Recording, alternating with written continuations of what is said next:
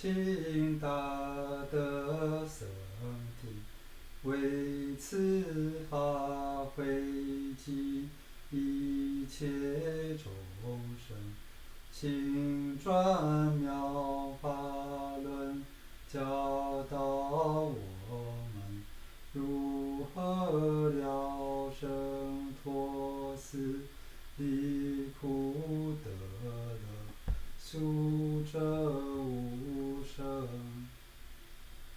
For the Sangha with great virtue, all of compassion, for the sake of this assembly and all living beings, please turn the wonderful Dharma wheel to teach us how to live suffering and attain bliss and end birth and death, and quickly realize non-birth. Namo tassa bhagavato arahato samma sambuddhassa. Namo tassa bhagavato arahato samma sambuddhassa. Homage to the blessed, noble, and perfectly enlightened one. Homage to the blessed, noble, and perfectly enlightened one. Namo saranto suchedoye olahudi sammyao samputoshi. Namo satando suchedoye olahudi sammyao samputoshi. 无上甚深微妙法，百千万劫难遭遇。我今见闻得受持，愿解如来真实义。Supreme and wondrous Dharma, subtle and profound, rarely is encountered even in billions of eons. But now we see and hear it and accept it reverently. May we truly understand the Buddha's actual meaning. 师父上人，各位师兄，大家阿弥陀佛。Venerable Master, Dharma friends, hi, welcome to our Sutra lecture. Glad you're here with us. It is Saturday night, the 26th of July. It is 10:30 p.m. here in Western North Carolina. I'm happy to report today that I'm exploring the Avatamsaka Sutra with you all from the campus of Warren Wilson College here in Swananoa, in Asheville, North Carolina. The Swananoa Gathering Folk Arts Workshop, where I've been for the last week and will be for another week. And we're going to be working to explore Sudana's pilgrimage in the Avatamsaka Sutra tonight from Western North Carolina. We have Simon, this is Yang Shuyu doing the translation, and Sam Ong is doing the logistics from Australia, and Jerry is here requesting Dharma and getting me translated through various high-tech digital formats out to YouTube and to stream and to Zoom and to record as well to the cloud. So lots of technology in the background. Let's do our request. 就说那么杨居士杨书宇在那帮忙翻译所以你们要听中文的人呢都可以经过Simon 的这个双语的这个能力来翻译。OK。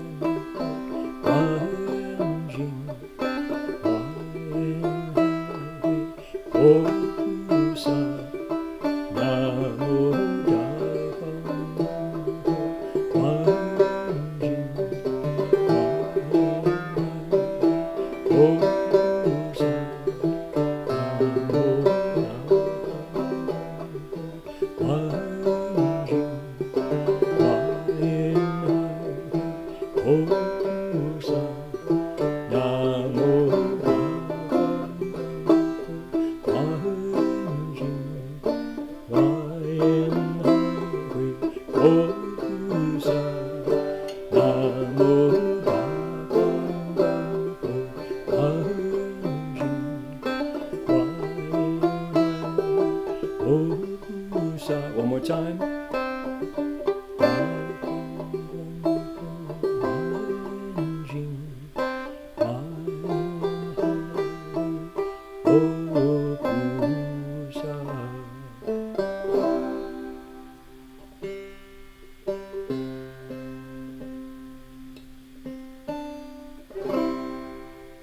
It's out of tune. But it's sincere. That's what counts. Can you increase the mic gain a little bit? Can. There we go. Okay. Can also get a little closer. I would like to acknowledge the Cherokee people who practice their spiritual connections to the earth and to all creation here on their ancestral land for tens of thousands of years. Today we acknowledge them as traditional custodians and original storytellers of these lands. We offer our respects to their elders past, present, and emerging, and to all First Nations people whose sovereignty was never ceded. 就是说我们恭敬地承认切罗基族人是我们寺院所在地的传统实施者是守护人。我们向过去、现在和未来的长者们致敬，并且向所有从来没有放弃主权的第一民族的原住民致敬。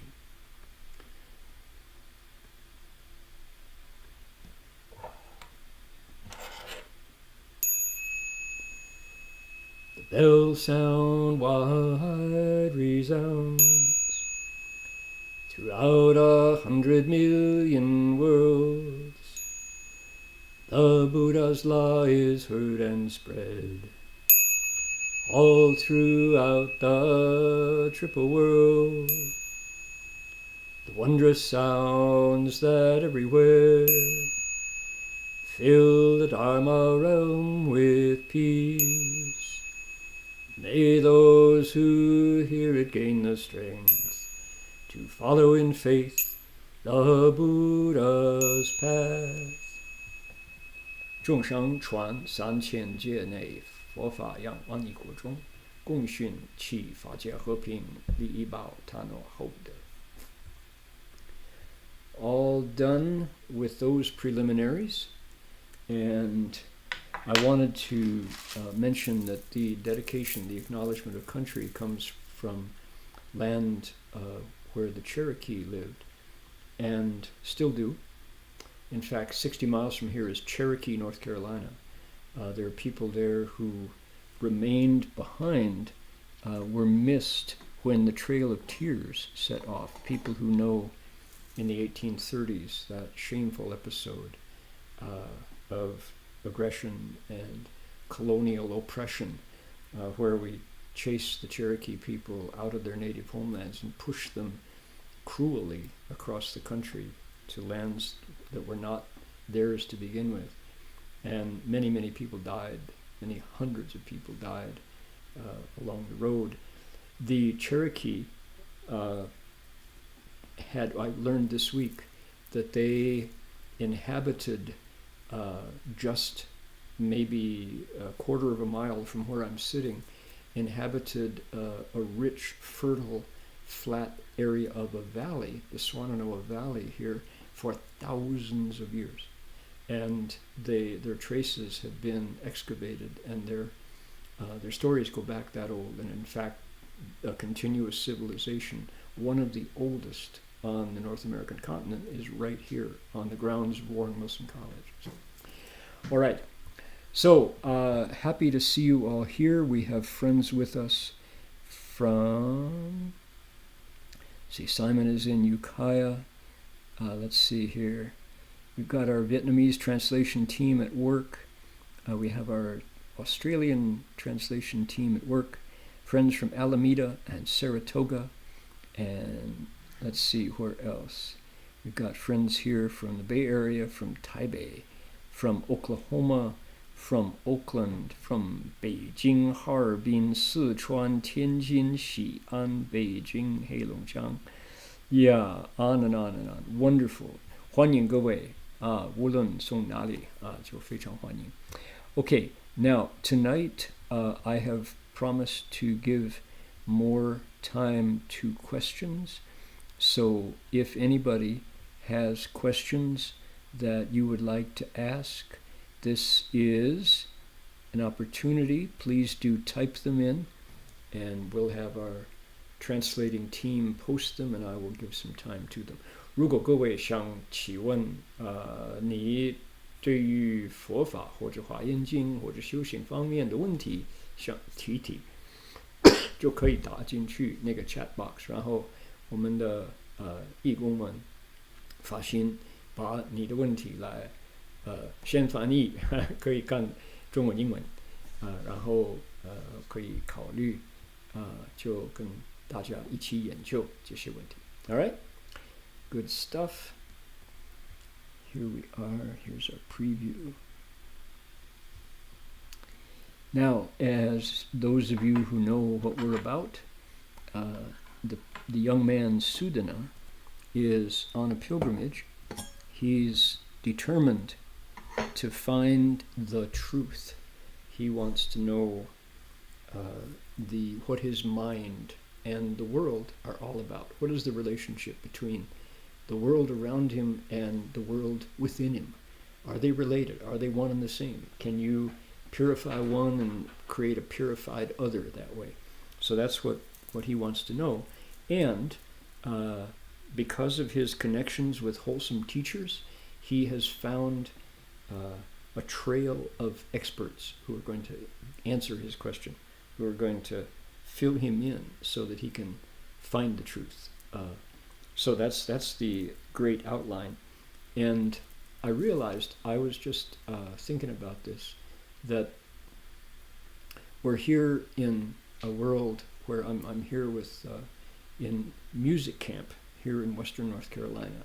This is a folk arts workshop that meets, there are 7 different classes that meet over 6 weeks. 1 week there are 2 in the summer, in June, July, to the end of August, to the start of August. And there are usually 200 some students who come each week. A few weeks there are fewer than that. And of all those folks, Chinese culture is basically non-existent. Jerry is here. There's a few friends, young women, young students who are here, but this is on the East Coast. Furthermore, it's in the Southeast, and it's far away from Asia. It's on the other side of the planet from Asia, 12 hours different. And of course, where we are in California on the West Coast, the California is the state with the highest percentage of Chinese, Japanese, Philippine, Vietnamese, Indian population, Korean population. So we feel here in Western North Carolina very distant, you could say. And of course, where Chinese culture hasn't come yet, the Avatamsaka Sutra is also absent, because only until Master Xuanhua started explaining it in 1970. When did Shifu begin the Avatamsaka? He started the Shurangama in 68. Was it 71 or 7? I guess no, it was 72, 73 when he first began. That's when I first arrived. So if it wasn't for Shifu having brought it, we still wouldn't have an English translation. People wouldn't know the name Avatamsaka Sutra. So this being the case, as I've been walking around this week, I've been thinking, it is high time for us to give the Avatamsaka Sutra, to present it to people, and in English, digested in a form that people will pick up out of curiosity. What is this? Why do I want to read this? What is there to be gained from it? And of course, the answer is the Bodhisattva path, great wisdom, great compassion, the 6 paramitas, the Bodhisattva's tools, the 84,000 methods, the 60, all of the teachings of Guanyin Bodhisattva and Great Strength Bodhisattva and Amitabha Buddha, all of the Pure Land, all of those things are just the Mahayana tradition is just overflowing, and the Avatamsaka has a piece of all of those. So, high time that a book appears introducing the Avatamsaka, and we're going to make that happen. We're going to bring the Avatamsaka forward so that people can say, oh, I've heard of that. Flower garland, flower adornment, flower ornament, huayan, keigon, how do we call it? I know what it is. And in that book, what's going to be the crown jewel? It's going to be a pilgrimage. And Sudana is going to be in the center of it. Because I want people to think of it this way. You get a drink here.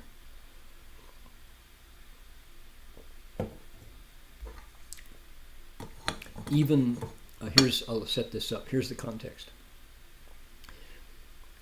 In Buddhist Asia, where the Avatamsaka Sutra is better known, not well known, but better known, you wonder, today is, Saturday, July 26th, it's Sunday the 27th, it's early noon in Australia, and it's just that time in China, Taiwan, Malaysia, Singapore, Vietnam, Japan, Korea. How many places are explaining the Avatamsaka Sutra tonight in the world? A few. Maybe you could count them on one hand, maybe. So it's not a popular sutra because some of the ideas about it are that it's, number one, all philosophy. Number two, too difficult, too full of Sanskrit to bother with. Nobody can understand it. Number three, there's even a strain of fear about it, that if you explain one word, one sentence incorrectly, harm will come to you. You'll be punished by the Buddha. That theory is brought forth by people who don't want to lecture on sutras. They're trying to give them a reason for not picking it up. Okay, so it's all those reasons why people don't pick it up. Those who do, particularly people who draw near the orbit of Master Hsuan Hua, Shifu's refuge disciples, people who saw his sutras published by BTTS in a bookstore, people who have heard Shifu's Kai Shi, his Dharma talks, just people who have affinity, they pick it up. And what do they find? They find the Avatamsaka Sutra in two parts. This is the way I will present it in the book. One part is chapters 1 to chapter 38. Li Shi Jianping. Chapter 1 through 38 gives us the theory of how one could walk the Bodhisattva path. All of the 84,000 ways to do it. That's in 3/4 of the sutra. But there is one chapter, part 2 of my breakdown, there is one chapter by itself that is 1/4 of the length of the sutra. That is chapter 39, where somebody comes forward to take the 3/4 of the sutra that are the theory of the Bodhisattva practices and put them to work, where the sandal meets the pavement, where the rubber hits the road. That's Ru Fa Jie Ping, the Ganda Vyuha, entering the Dharma realm. Sudana is the hero of the epic story of the Avatamsaka Sutra, of the Mahayana tradition. Our Mahayana school has an epic. An epic literature those are the stories that get passed on from ancient to modern. If we think about in the West, what is an epic? The Odyssey. The Odyssey is this wonderful Greek saga, a story of a pilgrim, Odysseus, who is on a quest. And he goes through incredible adventures and peril and danger, and he risks everything for a goal. And he succeeds, but he pays a price. And he becomes a wounded hero and returns from his quest. All right. Name an epic literature in the East. How about 西游记? 西游记 is epic literature about a hero whose name is Sanzang, they call him. And he is a fictional representation of the real monk whose name was Xuanzang, Xuanzhuang. And what does he do? The very same thing. He goes through danger. He's on a quest. He sets out to bring the sutras back to China. And oh my goodness, it's a long story. And he meets all these dangers, and he's rescued by his companions, the Monkey King, and Shaseng, Sandy, and Zhu Bajie, Pigsy, these great heroes who are greed, anger, and stupidity, Tan Chan Shi. And so he succeeds, and he pays a price for it. So these are called epics, right? These are the stories that we remember because they're legendary. They're passed on kind of through our feet into our worlds. And these stories are so well known that they become landmarks for the culture, and we compare ourselves to them in things that happen in our lives. They become kind of a standard by which the rest of our experience is measured. Mahayana Buddhism, our school, has an epic, and the epic is called Entering the Dharma Realm, and the hero is Sudana, and he is on a quest, and he meets the first teacher, Manjushri Bodhisattva, who sends him out, says, you go forward and you seek you're a vessel that can contain the Dharma. You are a Zaifa Qi, and you have what it takes to go all the way to Buddhahood and to open your mind to its own inherent wisdom. And you have to walk, you have to travel, you have to experience in your body all of the things that these 53 teachers can show you and teach you. But you have to first fa puti xin, make the Bodhi resolve. Sets him off, Sudana goes. Really does the work. How many pairs of shoes does Sudana go through on his journey?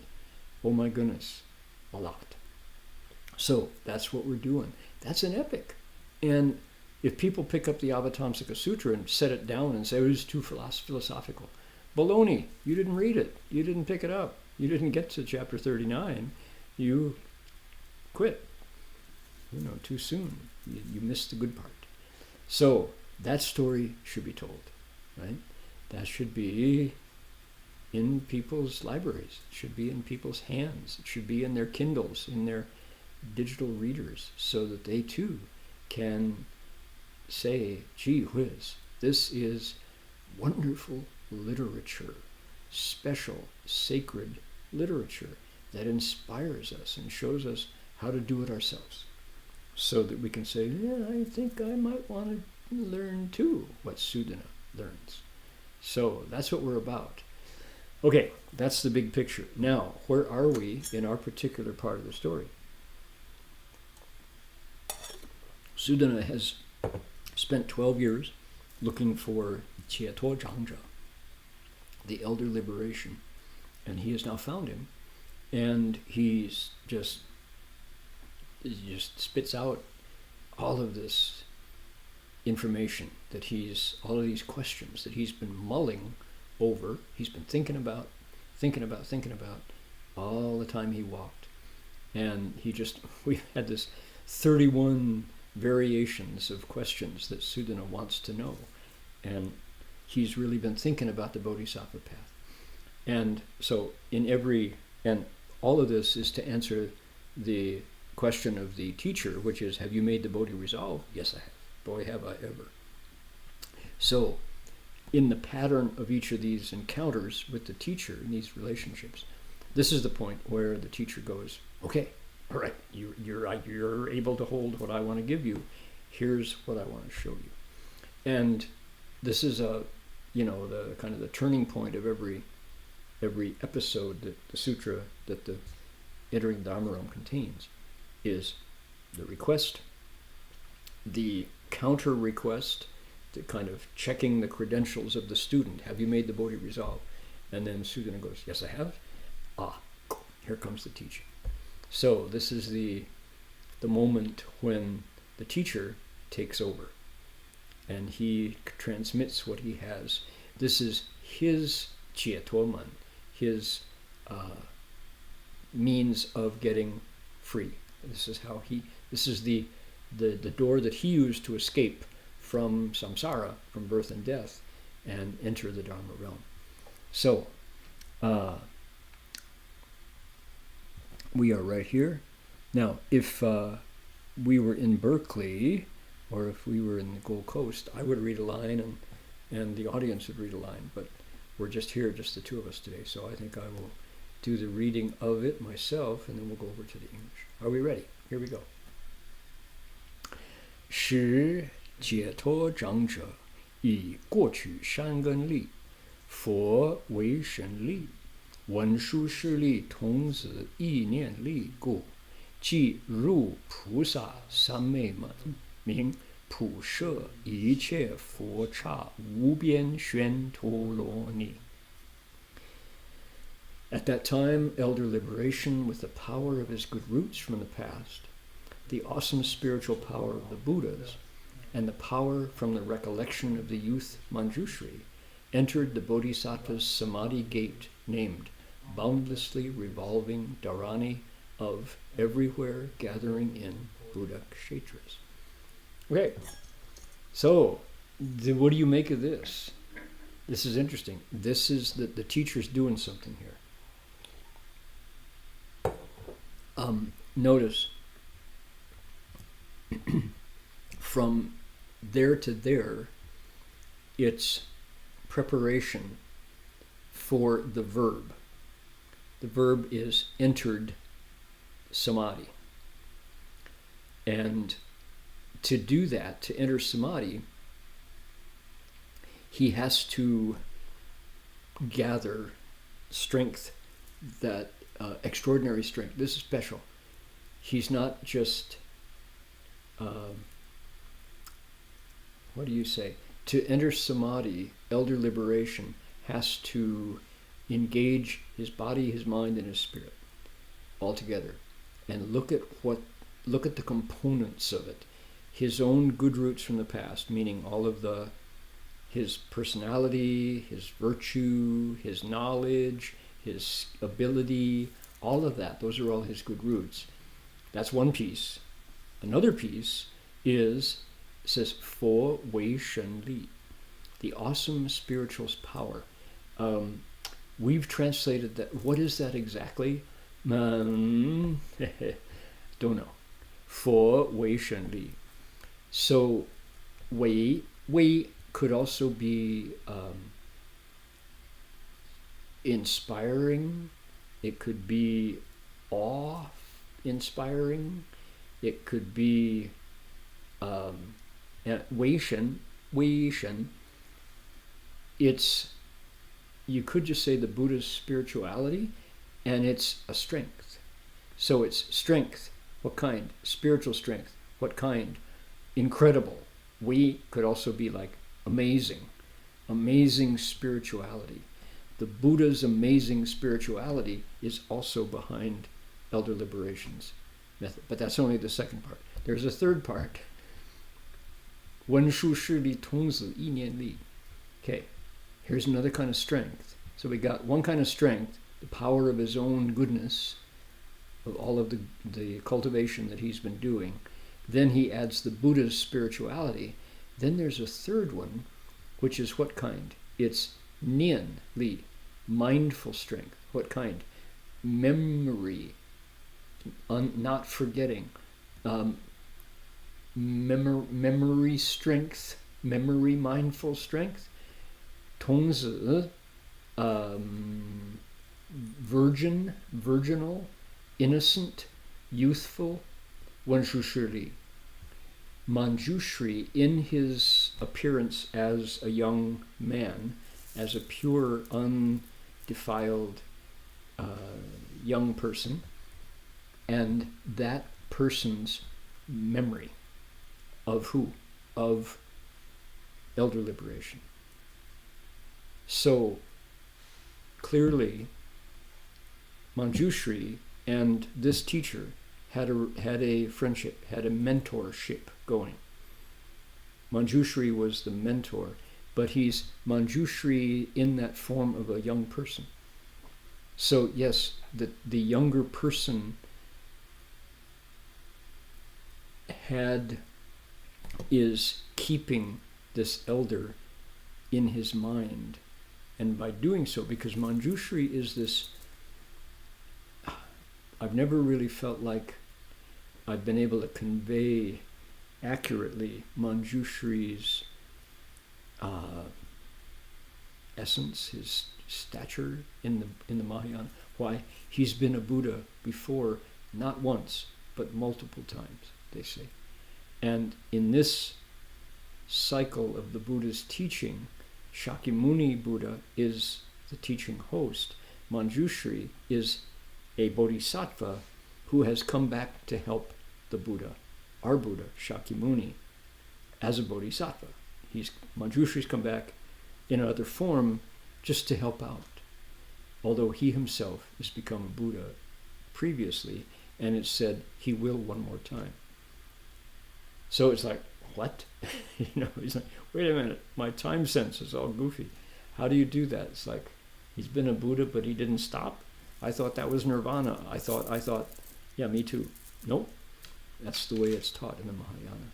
So, furthermore, Manjushri's appearance is as a tongzi. Sudana himself is a tongzi, shansai tongzi. Tongzi is an interesting, how is it translated here? Youth. So a youth. The idea is somebody whose features, whose energy is all intact. He's not a married guy or married girl. He's still young and innocent. So that's Manjushri. And the recollection of the youth Manjushri of elder liberation. So these relationships are deeply held. Whoever thinks that Buddhists just sit under trees by themselves seeking nirvana, that's not the way the Mahayana works. It's relationships, right? So, okay, those are the three things, three kinds of power. Elder liberation's own cultivation is power, and that's what he's using to enter samadhi. The Buddha's incredible spirituality is helping, and Manjushri's memory of him. All right? There's a lot going on there. All of those things come together, and elder liberation enters the Buddha's samadhi gate. And it has a name. It's a special samadhi. What is it? Boundlessly revolving dharani. So, we want to unpack that one. What is a boundlessly revolving dharani? It's Wu Bian Xuan, no limit, turning, spiraling, a spiraling toloni. Okay, it's kind of like, when I was growing up, one of my favorite toys was a gyroscope. Did anybody have a gyroscope? A better tops. Did you ever play with a top? In a simpler world, tops were popular toys. It was a funny shape. Do we have anything top shaped? Sort of like, here's a bell. So if this were the top half of the top, and then it came down to a point, and there was a real, like a spear point, like a ballpoint pen top, and you took a string and you wound it around the top and then flipped it out and snapped it at the end, and the top spun and it would zzz, and it would stand up. And if you were really good, you could whip it with the string and keep it going. So a top was a toy that required a certain amount of skill. Well, the one that I had was a gyroscope, and the gyroscope was, I'm sure if I went out onto Google, I could show you what a gyroscope looks like. Maybe somebody can post one in the chat. A gyroscope, gyro, is means spinning. That's like xuan. And this was on a ball bearing, and you could spin it and then set it down, and it would stand up on its point because the center of it was whirling. That was a gyroscope. I love playing with that. Mine was really sturdy. It was really fun, indestructible. I like that. That's Wu Bian Xuan. In one turn of the gyroscope, how many times did it spin? And as long as it was spinning, it was standing up. As soon as it stopped spinning, clunk, it fell over. So Wu Bian Xuan, that's it. Now, what propels the turning of this samadhi is a toroni, a dharani. Okay? It's a boundlessly revolving dharani. Think of the gyroscope, and the gyroscope, here, let me see. I'm going to do it myself. Here we go. I just sent a wiki link. What's that? I just sent a wiki link in the chat. Did you? Pick one up here.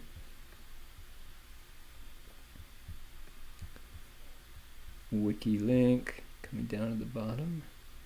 There it is. We got one. Here's a gyroscope.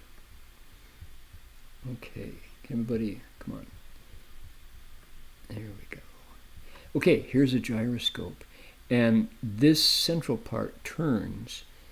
It's on a gimbal, and there's a rotor inside it, and there's a frame outside it, and there's the foot. So you spin the rotor, and it stands up. And then as soon as it stops spinning, clunk, it falls over. So that's very cool how gyroscopes, in 1852, they can be Foucault. There he is. Foucault gyroscope. He developed it. So I think the Chinese had one of these very early. Yeah, Greece, Rome, and China. They were toys too.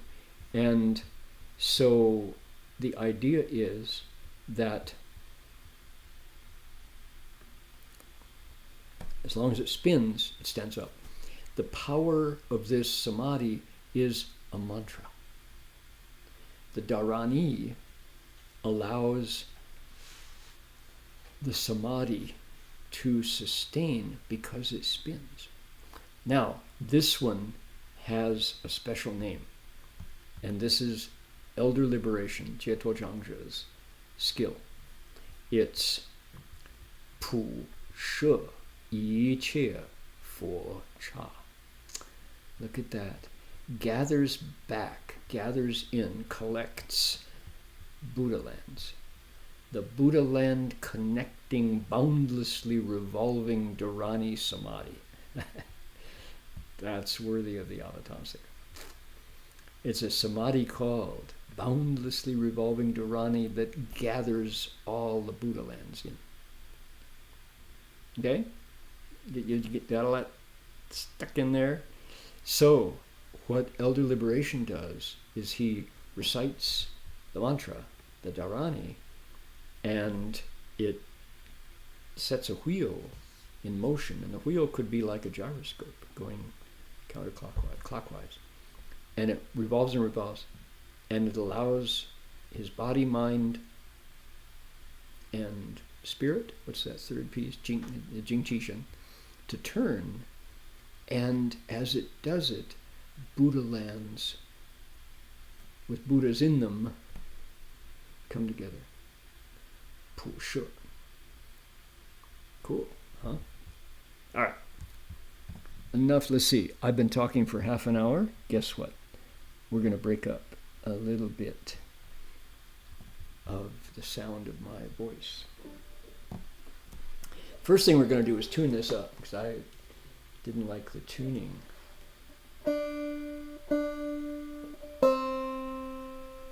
There it is.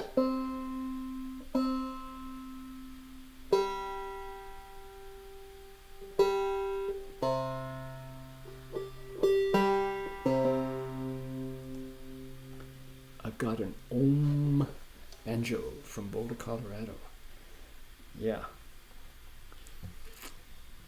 Chuck Augsbury and his daughter put this together with his staff.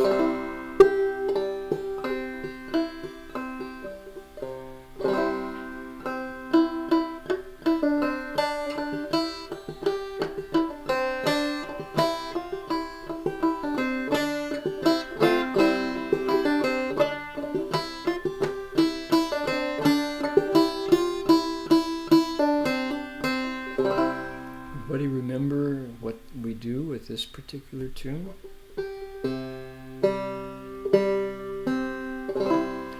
Namo Do Bao Ru Lai, Namo Bao Shen Ru Lai, Namo Miao Sa Shen Ru Lai, Namo Guang Bo Shen Ru Lai, Namo Li Ru Wei Ru Lai, Namo Gan Ru Wang Ru Lai, Namo Ha Mi To Ru Lai. Ready?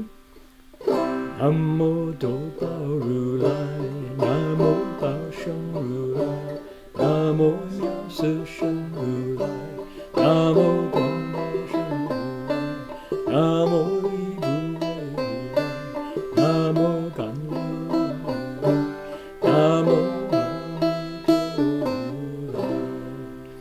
And we're going to do it one more time just so you remember it. Namo Do Bao Ru Lai, Namo Bao Shen Ru Lai, Namo Miao Se Shen Ru Lai, Namo Guang Bo Shen Ru Lai, Namo Li Bu Wei Ru Lai, Namo Gan Ru Wang Ru Lai, Namo Amito Ru Lai. We almost left out Amitabha. Now, every time I do this these days, I think of turkeys, because when I'm in the Gold Coast, as I recite this, I'm scattering birdseed to a flock of sometimes a dozen brush-tailed. They're called brush turkeys. Somebody on Instagram said his caption was, "Why are they called brush turkeys?" And he had a picture of a male brush turkey scraping. They have this basic function, and their physiology is all built up so that they lift their one leg and pull it back. And the way their legs are built, it's perfect for pulling it back, and they have these huge claws. And out behind the turkey is this bunch of leaves and brush is ejected, and they pull back and they pull back, and they move a tremendous amount of leaf litter from under the gum trees in a very short time. It was funny because this the male turkey was doing it in the video, and he was out, and here's this squat black bird, and behind him is this just all this leaves and sticks and dirt and brush and grass coming out.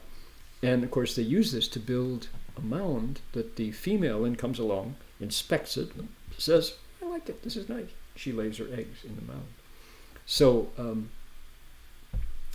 I saw that very, very thing, and I laughed because the turkey who was doing it at the Gold Coast, outside my door, he cleaned off my driveway in a matter of minutes, just using his skills to brush, to sweep the ground. So brush turkeys. Now, here in Western North Carolina, you know what everybody talks about? Everybody talks about their black bears. Right on, just below us on the first floor, as you go out the door of the dormitory where we are, there's a board, and the board is Bear Sighting Hotline. They've got a QR code, and if you see a bear, everybody is trained to hit the hotline and inform everybody on campus that there is a bear walking around. Do not bother them. Let them wander away, and they do. Someone said today that bears appear in downtown Asheville. They're very much alive in these mountains, and both our friends here in Asheville today, one lives in Black Mountain, the other lives in downtown Asheville, said, yes, bears have appeared on my driveway, another in my front yard, and I watched them, and they walked around, and then they walked away. So it's very common here in Western North Carolina to see a black bear. And these are real black bears. Heixiong, and so it's very common. In the Gold Coast, but what were they excited about? They were excited about my stories of pythons. So in the Gold Coast, we don't have black bears. We have pythons. Da Mangsha. So you wonder, the 7 Tathagata's names, Namo Do Bao Ru Lai, Namo Bao Sheng Ru Lai, much of those 7, much of the 6, right? Amitabha is different, his vows are different. And Namo Ganluwang Ru Lai, that's not the same. Ganluwang, as they say, for increasing your knowledge and your memory and things.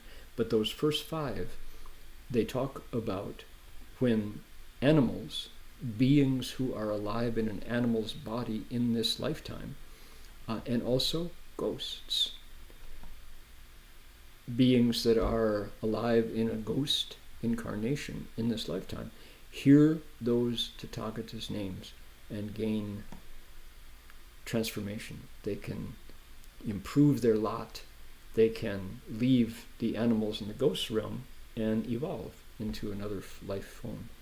So fish and birds and furry mammals and marsupials, all these different beings, hear the Buddha's names and make progress on their spiritual journey through lifetimes. So how about that? That's a powerful gift simply by letting those Buddha's vows do their work. Okay? What happens next? Here we go.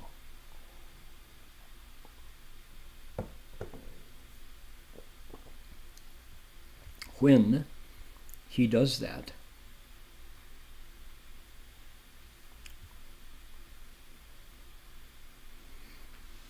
led to their, let's see here, I'm getting my orientation. 庄严大愿，庄严众生如是界界显现无所障碍 without impediment. Okay, so we've got 3 paragraphs here. We'll do them one at a time. Ready? Here we go. 入此三昧已得清净身，于其身中显现十方。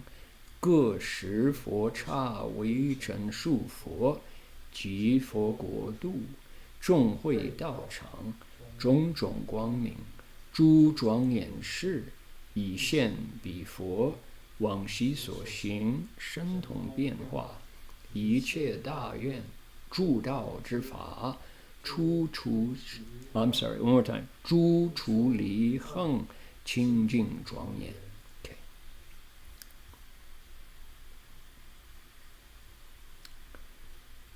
Here we go. Upon entering that samadhi, he attained a pure body. Buddhas in each of the 10 directions, as many as dust particles in 10 Buddha kshetras, appeared within his body, as well as those Buddhas' countries and the assemblies in their bodhimandas, their many lights, and their adornments. Pure great vows, practice lead to their freedom. 清净一见诸佛正正正觉法轮如是 were not together with the Chinese and English. That led to their freedom. I'm looking for 庄严是一现彼佛往昔所行身同变化 powers but pure purified like great vows, drums lead the way. 生一切大愿诸道之法 Okay. We need to go here. One more time.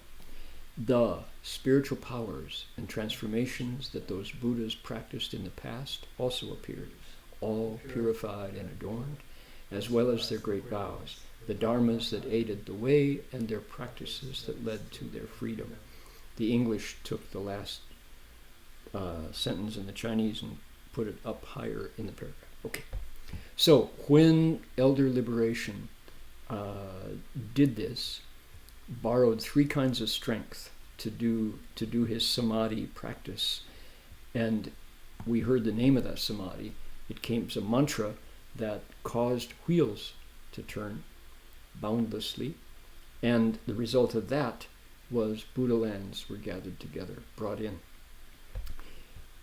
when he did that, his body changed. Okay, for that to happen, you have to do things.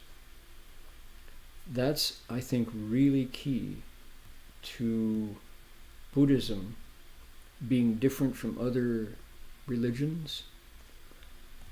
In, let's say, religions that have a theos, that have a god in them, let's look at the religions that focus around Jesus of Nazareth.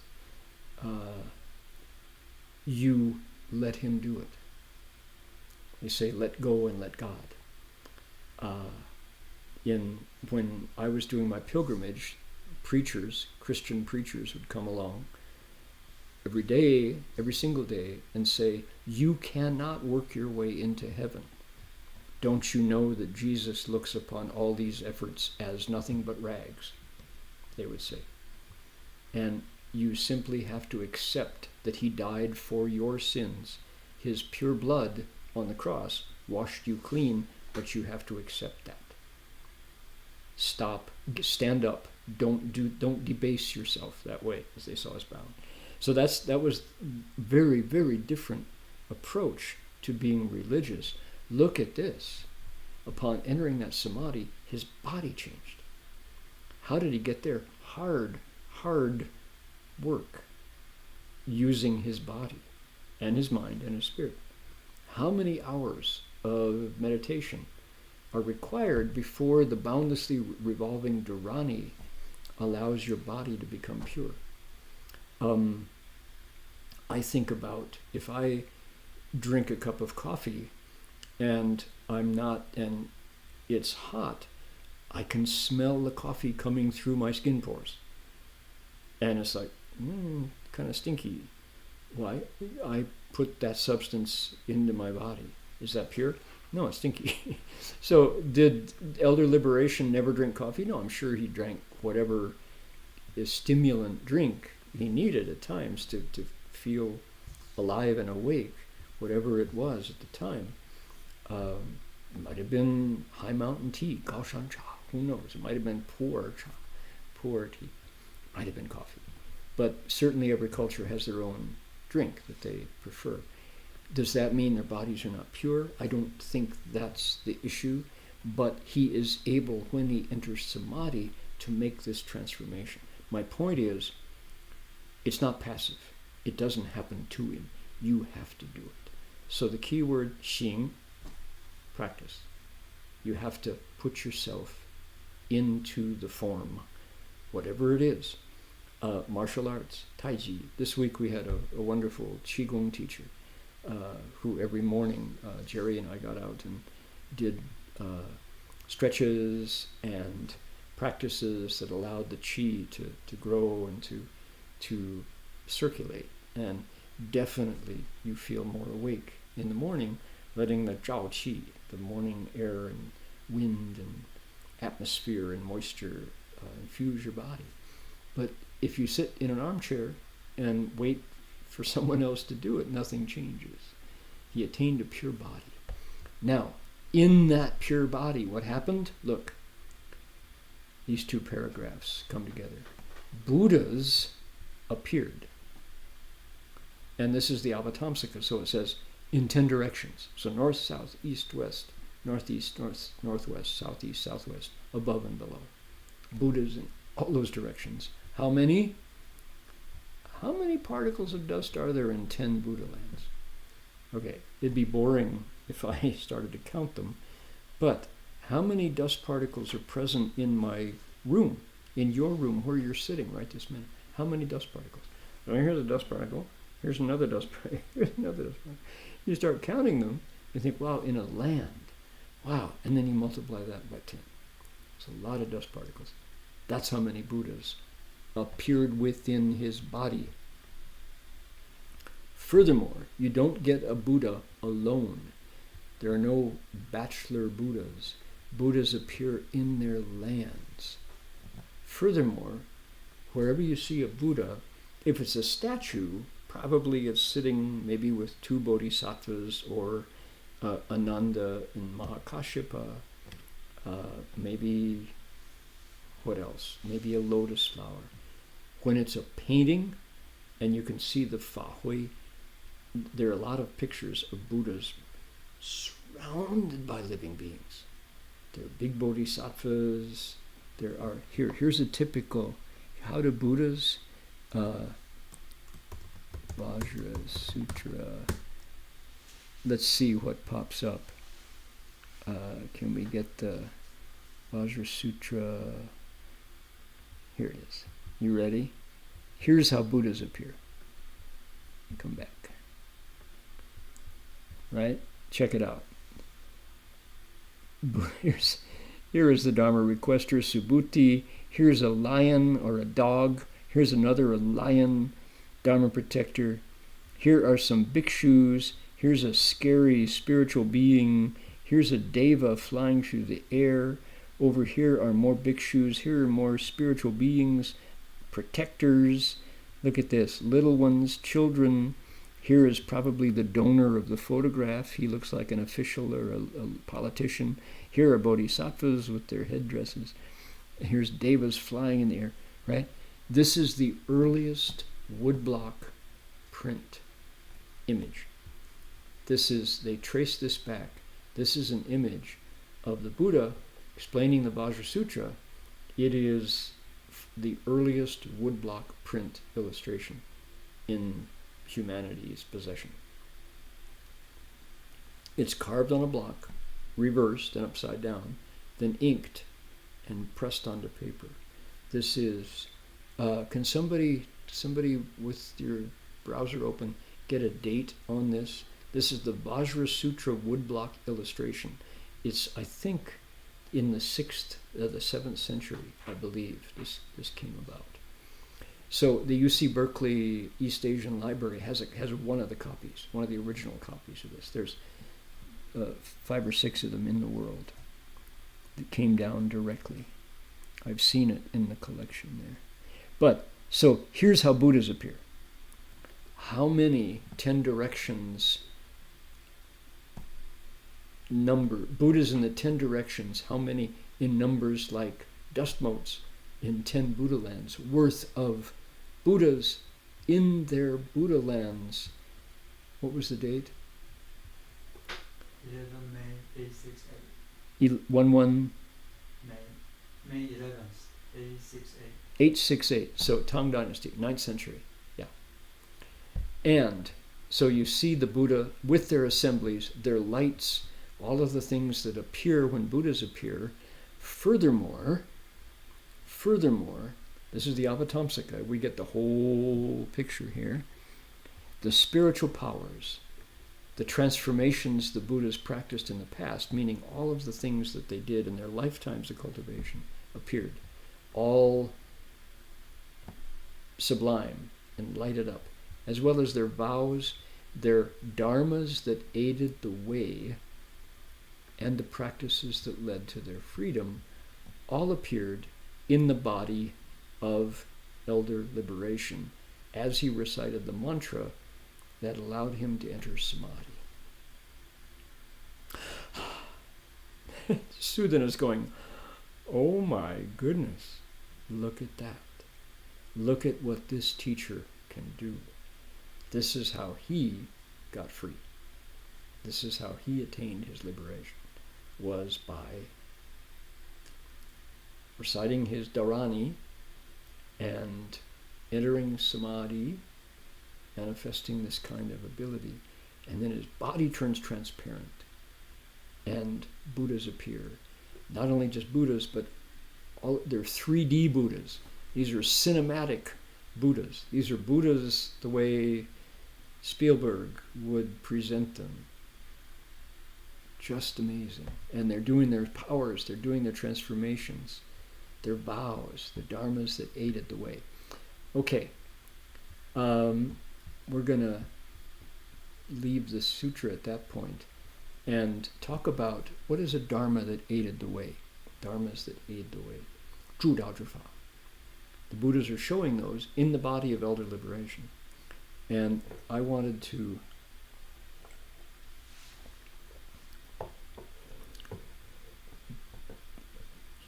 do a bit I want to share what is going on here at the Swananoa gathering in that regard. This is a music camp. And the reason why Warren Wilson College and the Swananoa gathering is a music camp is 30 years ago, the just retired Chancellor Emeritus of Warren Wilson College, a small liberal arts school here in Asheville,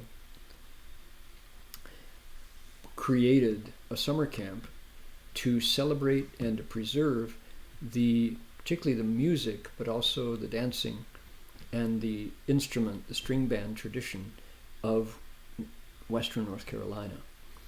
And the story goes that largely from Great Britain, that is to say England, Ireland, Scotland, and other places where the Celtic traditions lived, people got on boats, crossed the Atlantic Ocean, landed largely in Boston or New York harbor, but not only. Some of them landed in the Delaware, Chesapeake area, but they got in wagons and came south on what was called the Great Coach Road, Great Wagon Road, through the Appalachian Mountains, and landed in this beautiful place along with the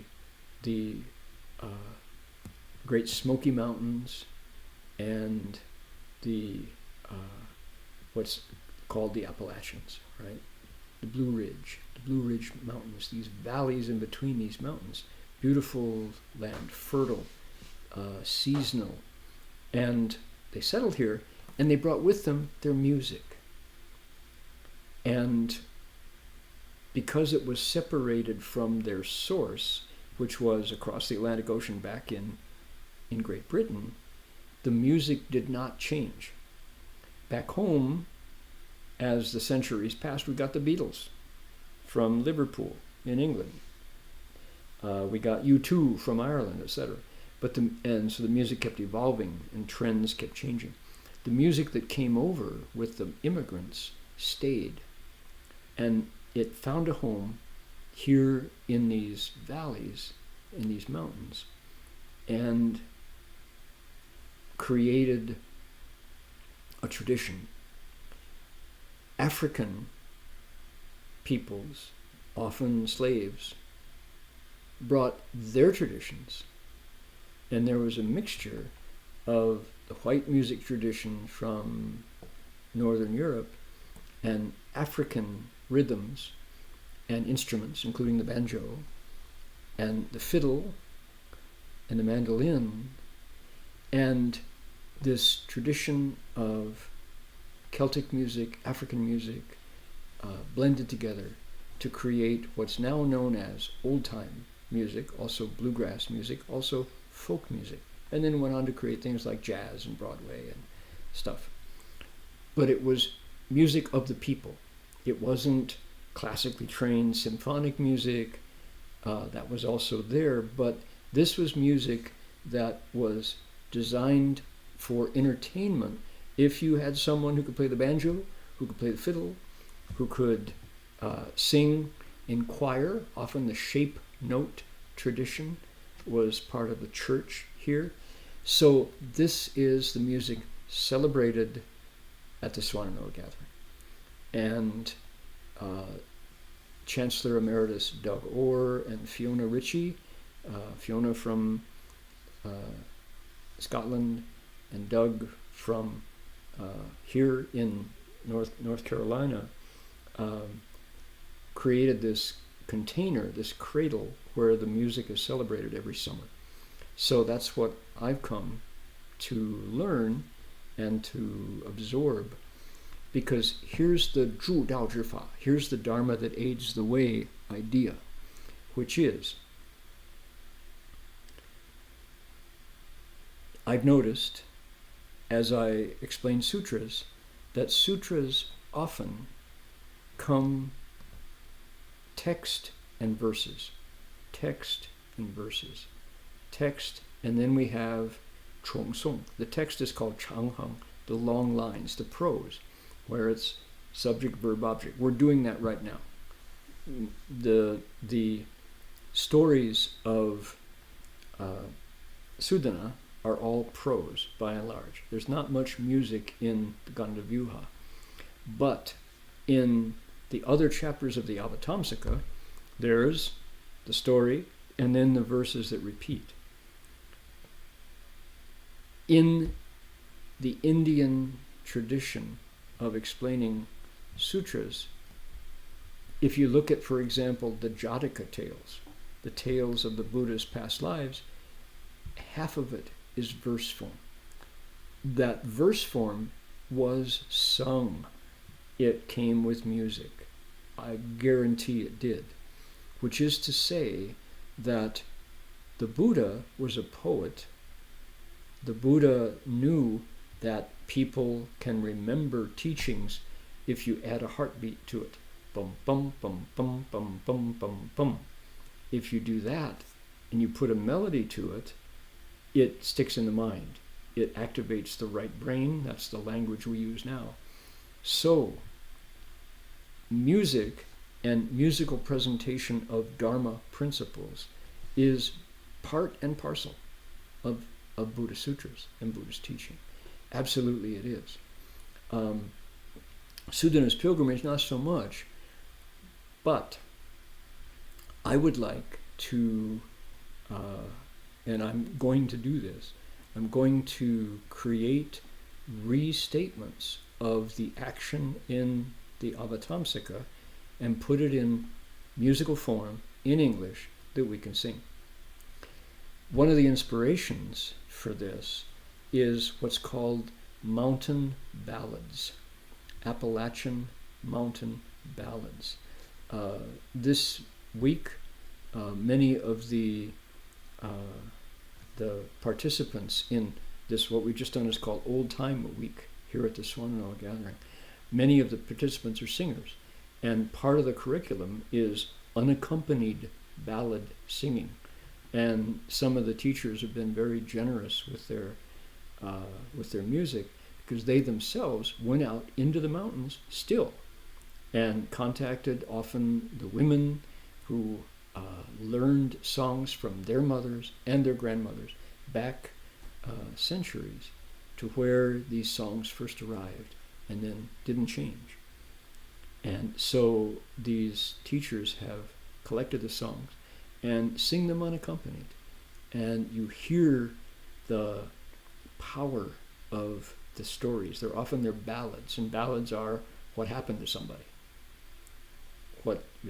Often they're sad. They're murder ballads. There's a whole category of murder ballads because that act of violence is remembered in a family. The first American folk song that really made it popular was called Tom Dooley. Hang down your head, Tom Dooley, hang down your head and cry. Hang down your head, Tom Dooley, poor boy, you're bound to die. Who did that? The Kingston Trio did it. And it was exactly aimed at my generation. I was just a beginning teenager when the Kingston Trio's version of Tom Dooley became a part of the top 40 record. The whole country heard it. We played it over and over again. Tom Doola, the source, the actual person who became Tom Dooley, lived not far from here. And he carried out a dastardly act and killed his bride. It was a murder, and then he was hung for it. And he's singing the song about he's met her on a mountain, there I took her life, met her on a mountain, stabbed her with my knife. Right? That's a murder ballad. So that's, of course, a gruesome episode, but we remember those things, and there's a whole category of those. So from Ireland, Scotland, and England, there's lots of, stories of the faithless lover, and he gets tired of his girlfriend and he drowns her. There's those stories that come down. So the idea is unaccompanied ballad singing is perfectly in line with telling the story of Sudana on his pilgrimage. We're going to do that. And I'll find a form. It doesn't need a banjo. People are allergic to monks playing instruments.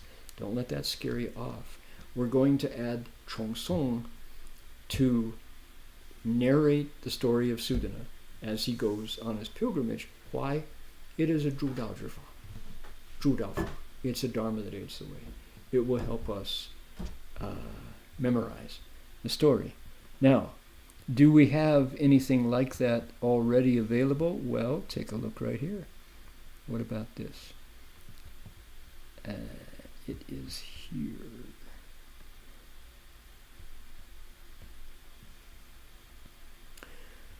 Here's one. 正是相无人法，刹那灭却恶彼呀。若将往于狂众生，自教跋涉尘沙界。When your wisdom's real, people and dharmas both are gone. In a finger snap, your karma's done, the stuff that drags you down. If my words are senseless noise, if I put you on, then send me to hell where tongues are pulled. I'll stay there from now on. Right? Yeah, unaccompanied ballads. 顿教了如来禅六度安恒体中缘，梦里明明有六趣，教后空空无大千。Suddenly you taste the charm of the thus come one. What's it like? Perfection 6, the myriad gates inside you now are done. How about elder liberation, having Buddhas appear inside his body? While you dreamt you lived them all, the 6 destinies. Now you're awake, the whole wide world is empty as can be. Right, 诸道法, dharmas that aid the way. 无贼父无孙尼，寂灭心中莫问你。彼来沉静未曾没，今日分明须剖析。Goodbye to good and evil. Goodbye to loss and gain. Who needs those opposites? In stillness and tranquility you never ask again, 'cause you're in samadhi. Your wisdom mirror was coated thick. You never wiped it clean before you met the Dharma. Now it shines without a flaw. Show me what you see. Once you wake up, you share it. All right, that's an example of what we can do, and I'm looking forward to it. I'm excited to merge Southern Appalachian, Western Appalachian, murder ballads. No, the mountain ballad tradition. Doesn't have to be murder. There can be happiness and joy as an aid to the way. See how it works. Okay, here we go. Question: is it appropriate, according to Dharma, to create tabletop games for children? Yes, of course. I've heard in some Dharma talks that playing games may lead people astray from their proper... Wake up! Just don't let your child ever play, right? No. What kid? You're going to chase him away? If you said, that's why you can go with the proper... Boring. Deadly. If you stop your child from playing, you've made them hate the Dharma. Right? Good grief. So make a proper game. Tabletop games that kids love, that make them laugh, that make them happy, that go, Buddhism is fun. I'm worried it might be improper, could affect the karmic merit. There's punishment. The Buddha's going to go, you played? Going to hell. You fall into the hells right away. You played. You made your son laugh. Lighten up. 可以呀，可以呀，没问题。What is the best tune to chant for Amitabha Buddha for 临终助念? Okay, so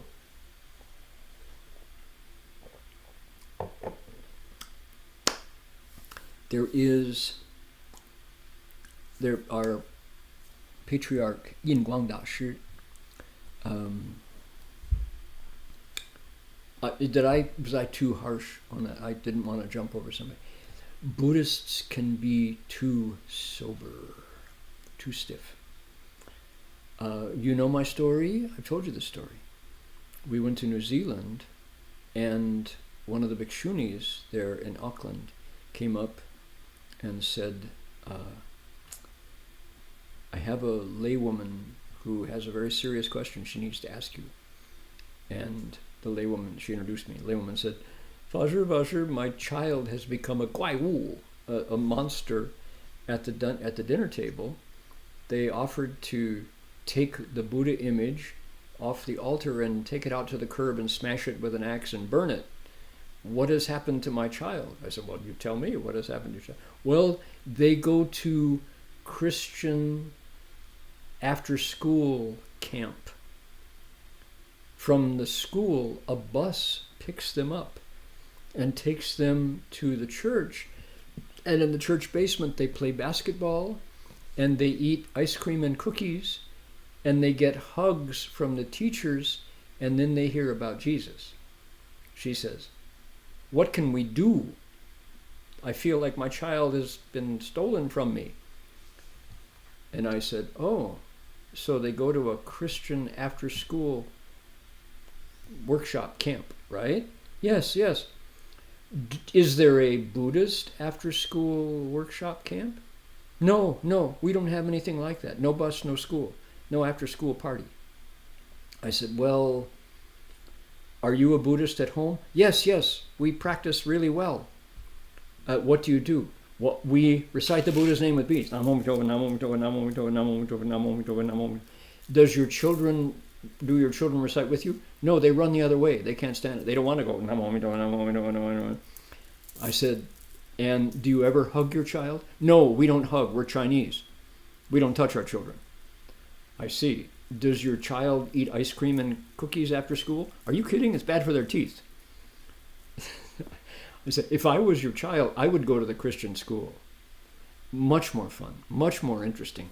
Basketball, ice cream and cookies, hugs, Jesus part, who cares? Kids will follow if you offer him ice cream, a dessert. How did you grow up? Well, just like the way I raised my child. My mother was just that. Her mother was just that way, and her mother, right? So it's a buyer's market. If I was a kid, I would get on that bus. Of course. Basketball, ice cream. So, tabletop games. Create a fun tabletop game, one that you like, one that you wish your mom made for you. Make that game. And then watch your kid stick around, and then give them a hug, feed them a cookie, play basketball with them. You have created a Buddhist. All right? I'm serious about that. What's the best tune to chant? Master Yin Guang has a essay called Ling Zhong San Da Yao. 3 essentials to practice at the time of death. And in the Ling Zhong San Da Yao, he says, when you are chanting for someone who is on the verge of leaving their body, use the yin qing. Don't use the mu, the wooden fish. The wooden fish vibrations go down to a lower chakra. It's earthy. The yin qing is a air sound. It leads up. So recite the Buddha's name with the sound of the wooden fish only. Now, if the question is which tune to use, there's many. There is a Wu Hui Nian Fu. There's a version of reciting Amitabha called the 5-part Buddha recitation, and it ends. Part number 5 is Amitofo, Amitofo, Amitofo, Amitofo, Amitofo, Amitofo, Amitofo, Amitofo. Don't do that. You don't want to excite. You want to go Namo Amitofo, Namo Amitofo, Namo Amitofo. Namo Amitofo. Do the one that goes up and down and back to the middle. Da. That's your starting tone. Da dee da dee da da da da da da da da da da da dee da dum da da dum da da dum. Back to the middle. Da da da. That's your high note. Dum. That's your low note. Da da da dum da da dum. That you pick up the spirit and take it up. Do that one. If you don't like that one, do this one. Namo Amitofo. See, Namo Amitofo. Namo Amitofo. Da, don't go down. Da da da da dee da da da da da da da da da da dee da dum da da dum. That's the Taiwanese melody. So there's 3 various ways, and it depends on how low you go. But that's the simple one. Everybody knows it. Everybody can do it. Doesn't have to be fancy. I have heard at some monasteries in Asia, around their Wang Sheng Tang, they play a Nian Fo Ji. I was in, where were we? I guess it was KL. We're in Kuala Lumpur, outside a monastery, and there was the Wang Sheng Tang in the center, and then the Jiang Tang, the lecture hall, was up a staircase. And coming out of the Wang Sheng Tang was, from the Buddha's Nian Fo Ji, was Amitabha, Amitabha, Amitabha, Amitabha. It was a drone, and it was really, if you listened to it for 5 minutes, you would just nod right off. And it was a minor key, and honestly, it put my mind in a funeral mode. It was coming out of the rebirth hall, and because it was an electronic voice from the Buddha recitation machine, the Nian Fo Ji, it played 24/7. And I'm sure their best intention, they wanted the spirits around the Paiwei to hear the Buddha's name, but I would not have picked that tune. It was funereal. That's the word. Funereal means, sounds like it came right out of a funeral, and a Western type funeral. It was not yang, it was yin. It's a yin sound. Amitofo. It's the 4-character name. Amitofo, Amitofo, Amitofo, not Namo Amitofo, Namo Amito. I'm starting too low, out of my range. But the Namo adds the yang side to it. If you just do Amitofo, very quickly it gets drowsy. The word is soporific. It kind of makes you chunman, So I much prefer a yang, full sound that comes from Namo Amitofo. Okay, so that's my opinion. Other people have, okay. From Xian, a question. When I chant the Great Compassion mantra, my mind drifts to everyday life thoughts. We talked about this last time. But I can still recite the mantra. Is it the function of discriminating mind or the true mind? I don't know where your mind goes from minute to minute, but it goes between the two. Certainly. And probably when you encounter a different language, you're hearing me speak English right now, then Simon is translating into Chinese, and maybe Guohong or the translation, the translator team is translating into Vietnamese. Your mind is going from the true mind to the false mind. It's not one mind. And as soon as a false thought rises and you don't let it go, it's the false mind. The second thought is the false mind. But the true mind is the source, and it's always there, but we cling to the reaction to the true mind. What did I think? Why did I think that? What a crazy thought that's the false mind. So back and forth, back and forth, back and forth. We catch our mind doing that, and we let those false thoughts go, using what? Using the sound of the mantra. The boundlessly revolving dharani, wubian shen toloni. Namo hula dano dola ye ye namo uri ye polu jeri shabola ye putti sa topo ye moha sa topo ye moha jalu ni ja ye nan sapan lapa ye sora nora sha. Let that sound, whoever is leading it, if they use a wooden fish or don't use it, let that sound chase the false mind. You can't really hold two thoughts in your mind at once. So let the mantra be the sound, and as the false mind thoughts rising, just say, no, I'm reciting, thank you, come recite with me. I'm reciting with Guanyin Pusa. That mantra is very powerful. Guanyin was a Buddha. Those sounds of the mantra are there to allow the true mind to shine. And then all of Guanyin's vows behind the mantra come into play. All right? So that's what the mantra is for, is to help us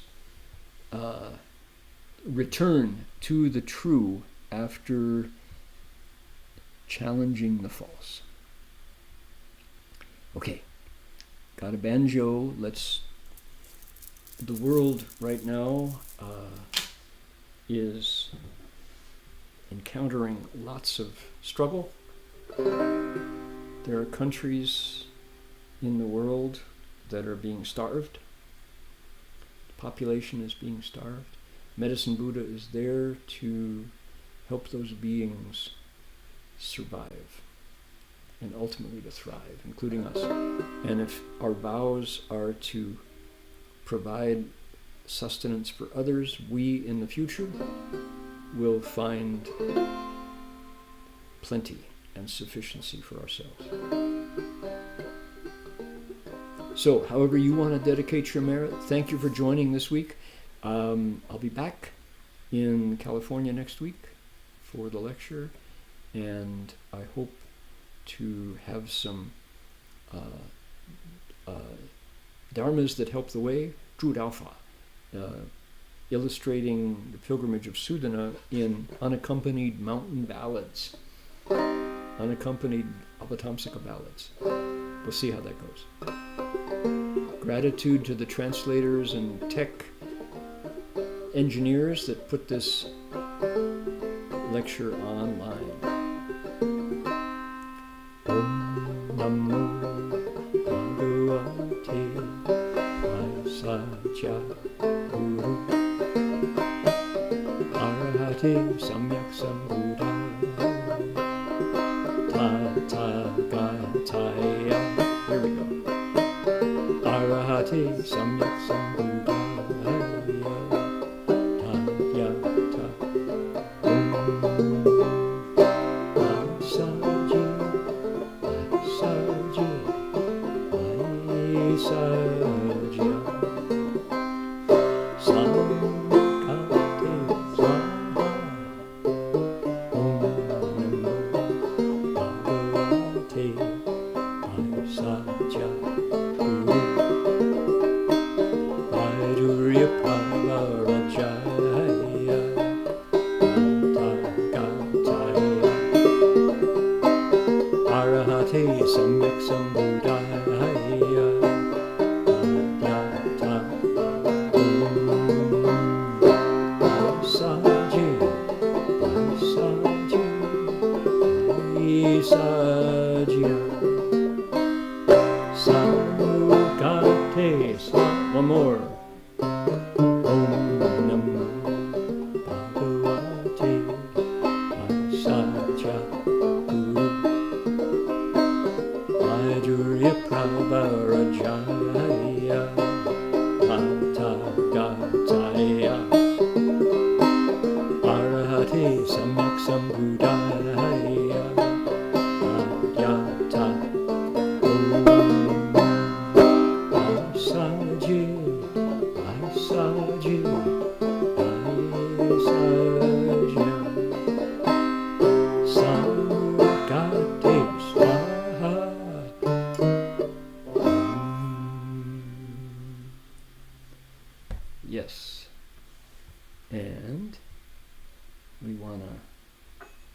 3 times to Guan Yin and the Buddha behind her.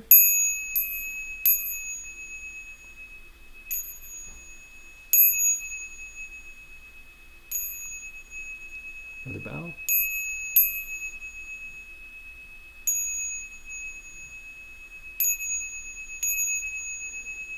Bow in respect to the Venerable Master.